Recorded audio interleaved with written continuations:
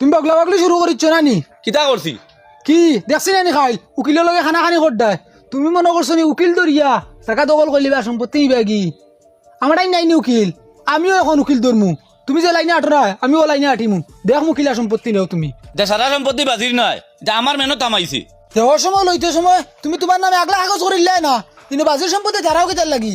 এখন যখন হারাইছো তে দই বাই সমান সমান বাট নিমু। নিবে দেখবো নেস কিলা। আমিও দেখমু তুমি সম্পত্তি গিলো খিলা। দেখি তেও এই বাজু কোনো সমাধান হইছে না নানি? জি না হইছে না। আসসালামু আলাইকুম। ওয়ালাইকুম ভালো আসসালাম। আছেন? জয় বালা। উকিল সাহেব আপনার লগে তোরা মাত আসলো। কিতা মাত?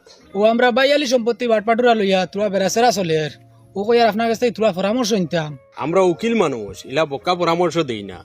কালকে তুমি টাকা ৫,০০০ লইয়া আমার অফিসে আইও, অন্তাকে পরামর্শ লইয়া আইবে।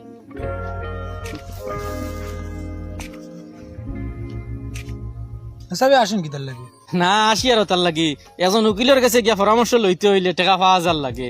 এজন ডাক্তারের কাছে গিয়া তোমার রোগ কিতা ওখান জানতে হইলে টাকা ৫০০ লাগে।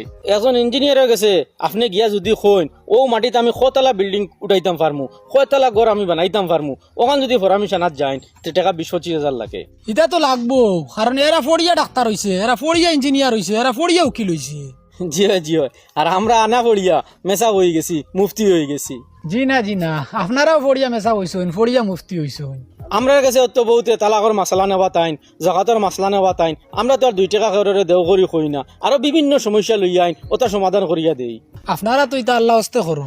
ঠিক আছে, আল্লাহরে রাজি খুশ করার লাগে আমরা করি, কিন্তু ই খামর বিনিময়ে আমরা অতক্ষণ সম্মান পাই না। এরা পয়সাও পায়, সম্মানও পায়। আপনার মাঠ ঠিক আছে মেসা, কিন্তু মানুষ নো সব দুনিয়ামুখী। খানতানোর আখেরাত লাগে না নি? আখেরাত তো লাগে, কিন্তু সামনে তো দুনিয়া নানি, দুনিয়ার চিন্তা করিয়া বাদে আখেরাত চিন্তা যায়। আমার বাইরেও আমি বুঝাইতাম পারি না, তাই নো দুনিয়ামুখী। খিতো হয়েছে আপনার বাইর লাগি? ও তো তোরা জাগা জমিন লইয়া আমার বাইয়ে সমান সমান বাক করিয়া আনতে রাজি না, তাই বেশ নিতা গিয়া। ঠিক আছে, আপনার বাইর গেছে আমি একবার যাইমু, গিয়া আখেরাতর মাত দিয়া কুরআন হাদিস দিয়া থানরে বুঝাইমু, আর আশা করি থানরে বুঝাইলে তাইন বুঝ মানবা। জয় চাও জোর হইব। আর এটাও আমি সবার উদ্দেশ্য করবো, কোনো টাকা পয়সা নিতাম না আপনার কাছ থেকে। জি আসসালামু আলাইকুম।